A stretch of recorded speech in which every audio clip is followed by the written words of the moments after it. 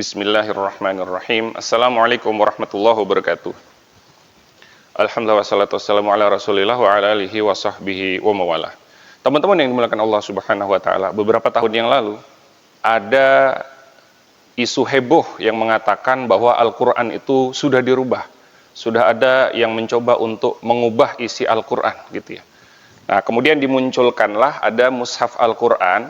Ini teman-teman bisa lihat sebelah sini. Coba teman-teman perhatikan. Mushaf ini berbeda dengan mushaf Al-Quran yang ada di Indonesia seperti ini. Coba dilihat ayatnya. Ayat pertama, ayat ke-6, ayat ke-7. Kok bisa berbeda? Nah, kemudian coba lihat di ayat ke-4.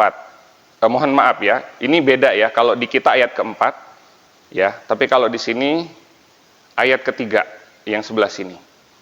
Maliki, yang satu panjang ada alifnya, yang satu ada alifnya panjang, yang satu pendek tidak ada alifnya. Maliki. Nah, itu kemudian muncul isu bahwa ada mushaf Al-Quran palsu. Ya.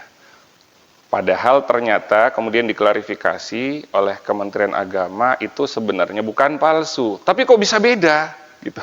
Itu akan jadi pertanyaan kita yang akan kita bedah sekarang. Kemudian juga ada yang bertanya di kolom komentar, teman-teman.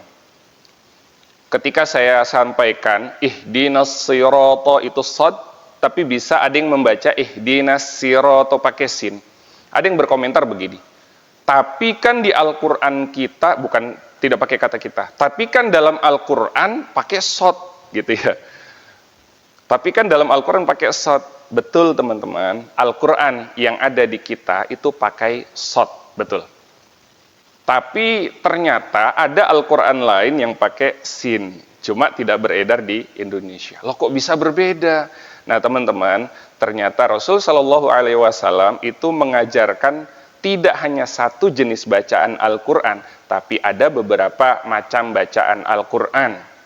Kata Rasul Shallallahu Alaihi Wasallam, ya, inna hadzal Qur'ana unzila ala sab'ati ahrufin. Sesungguhnya Al-Quran ini diturunkan dalam 7 huruf. Maksudnya apa 7 huruf? 7 huruf itu ada perbedaan dialek, ada perbedaan dengung dan tidak dengung, ada perbedaan mat, panjang bacaan, gitu ya. Ada perbedaan kata, gitu ya. Lamastum dan lamastum pendek. Maliki panjang, maliki pendek, gitu ya. Nah itu Al-Quran ternyata diajarkan Rasul kepada para sahabat itu berbeda-beda teman-teman cara bacanya. Nah ada kasus dalam riwayat Bukhari Muslim, Umar bin Khattab suatu hari mendengar seorang sahabat bernama Hisham bin Hakim lagi baca Al-Quran ketika sholat. Umar nahan diri, wah ini lagi sholat nih, wah ini sudah pengen negur nih, salah ini bacaannya kata Umar gitu ya. Nah, tapi ditahan karena Hishamnya masih sholat. Begitu Hisham sudah selesai sholat, ditarik sama Umar, surbannya gitu ya, ditarik. Ayo ikut saya gitu. Akhirnya mereka menemui Rasul Shallallahu Alaihi Wasallam, kemudian diadukan pada Rasul. Nah, Rasul kemudian nanya, Hisham, bagaimana cara kamu baca? Kemudian Hisham membaca dan Rasul bilang, hakadha unzilat. Ya emang begini turunnya, emang begitu yang saya ajarkan gitu. Kemudian Umar bin Khattab baca lagi.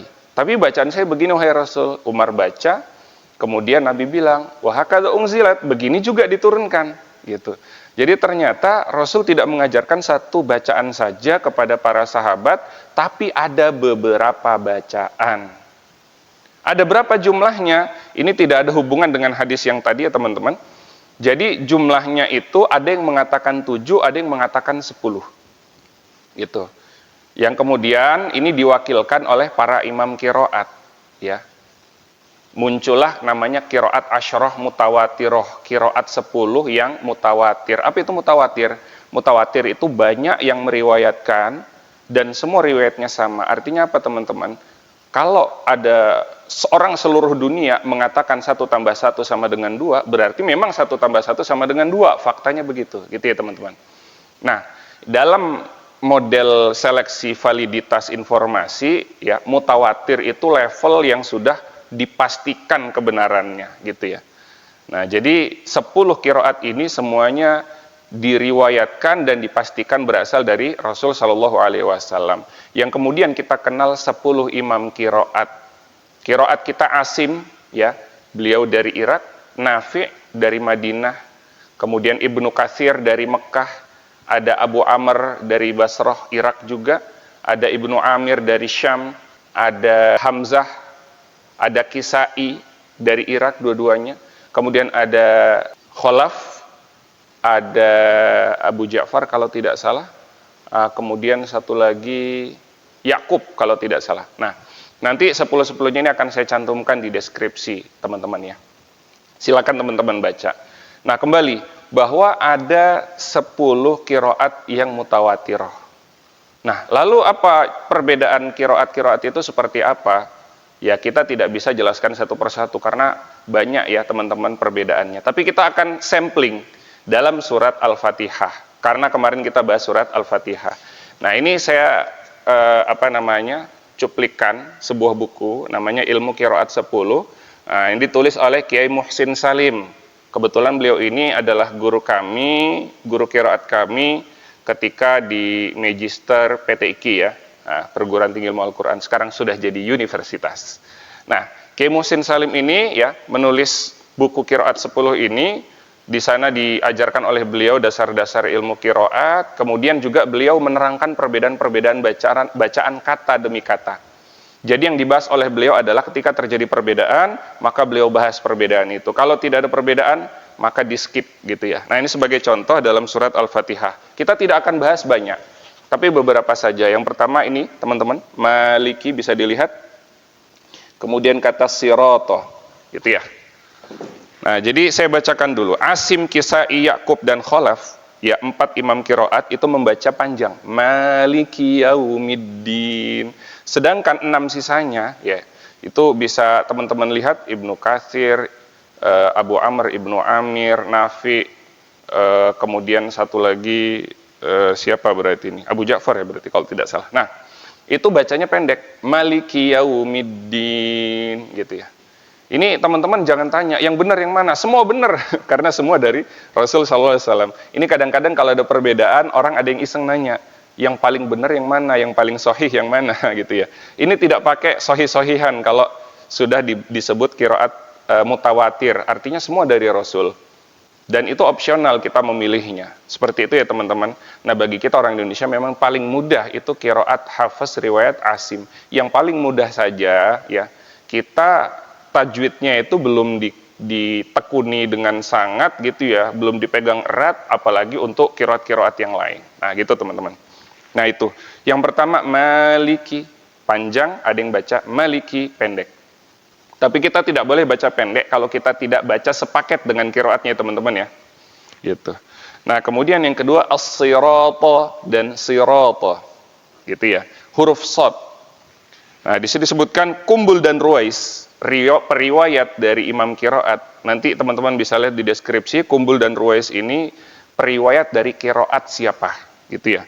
Mereka membaca huruf sin, bukan shad. Ihdinas sirata. Nah, jadi kalau teman-teman bilang, tapi di Al-Quran pakai shad, itu karena Al-Quran kita ditulis dengan qiraat Asim.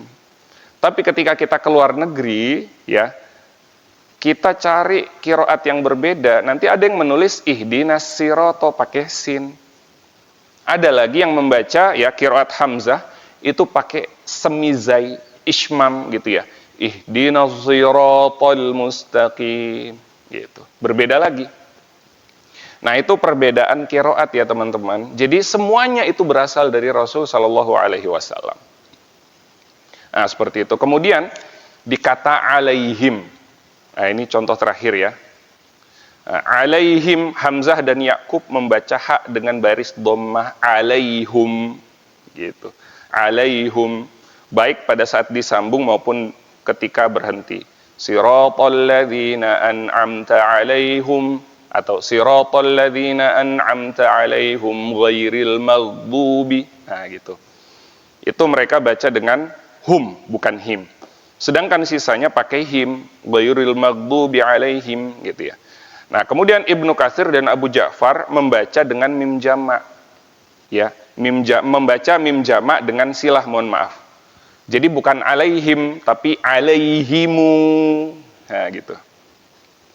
Siratal ladzina an'amta alaihimu ghairil maghdubi alaihim. Jadi ketika dia menyambung ya wasal, maka dibaca silah alaihimu gitu. Nah, itu contoh. Jadi mereka membaca mim jamak dengan silah saat wasal dan sukun saat waqaf. Jadi kalau berarti tetap alaihim, tapi kalau disambung alaihimu begitu. Nah, itu contoh teman-teman perbedaan qiraat dalam surat Al-Fatihah. Masih banyak lagi contoh dalam setiap inci, setiap ayat dan setiap kata dalam Al-Qur'an itu ada contoh perbedaan qiraatnya. Tapi tidak mungkin kita bahas di sana karena ini ilmu yang sangat luas sekali teman-teman. Ya, tapi hikmah yang bisa kita ambil bahwa ketika ada suatu hal yang menurut kita aneh, kok beda, jangan terburu-buru kita melakukan vonis, ini sesat, gitu ya. Ini bukan dari Rasul ini merubah Al-Quran ini, gitu ya. Jangan sampai kita terburu-buru melakukan vonis, padahal kitanya yang kurang piknik, gitu ya. Padahal kita mungkin yang tidak tahu, tapi kemudian kita memvonisnya sebagai sesat, gitu ya. Nah, kemudian yang selanjutnya bisa kita ambil pelajaran adalah bagaimana Nabi itu menginginkan kemudahan, sehingga kemudian Rasul meminta kepada Allah dalam riwayat hadis yang lain, ya. Jadi Nabi menyampaikan kepada malaikat Jibril untuk memberikan model bacaan yang tidak hanya satu, kemudian Nabi minta lagi, gitu ya. Ditambahlah 2, Nabi minta lagi, ditambahlah 3, dan seterusnya. Itu ada riwayat hadisnya, insya Allah nanti akan saya cantumkan di deskripsi teman-teman ya. Nah, artinya Nabi menginginkan kemudahan, kita bisa membaca yang menurut kita, yang kita kehendaki, dan yang kira-kira menurut kita paling mudah. Tidak ada masalah, gitu ya. Karena semuanya dari Rasul Shallallahu Alaihi Wasallam riwayatnya, dan semuanya dari melalui malaikat Jibril dari Allah Subhanahu Wa Taala. Nah, itu mengenai taisir atau keringanan. Kemudian selanjutnya perbedaan qiraat ini juga mengajarkan pada kita bahwa yang namanya perbedaan pendapat dalam masalah fikih apalagi itu adalah suatu hal yang lumrah, biasa saja teman-teman. Al-Quran saja berbeda gitu ya bacaannya, maka jangan sampai kemudian kita terburu memvonis.